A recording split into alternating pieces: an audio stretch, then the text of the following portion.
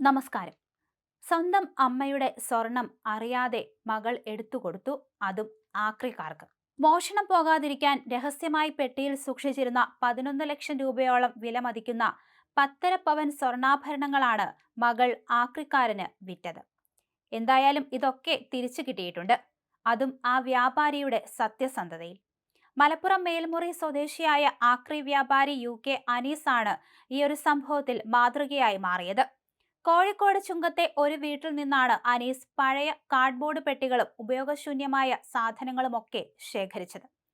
ഗൾഫിൽ നിന്നെത്തിയ മകൾ അമ്മ സ്വർണം സൂക്ഷിച്ചിരുന്ന കാർഡ്ബോർഡ് പെട്ടിയാണെന്നറിയാതെ ആക്രി സാധനങ്ങൾക്കൊപ്പം വ്യാപാരിക്ക് കൈമാറി.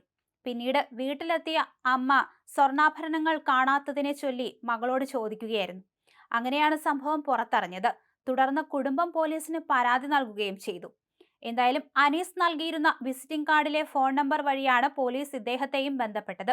സാധനങ്ങൾ വേർതിരിക്കുന്നതിനിടെ സ്വർണം കണ്ടുകിട്ടിയ അനീസ് ആരെങ്കിലും അന്വേഷിച്ചെത്തുമെന്ന പ്രതീക്ഷയിൽ അത് വീട്ടിൽ സുരക്ഷിതമായി സൂക്ഷിക്കുകയായിരുന്നു.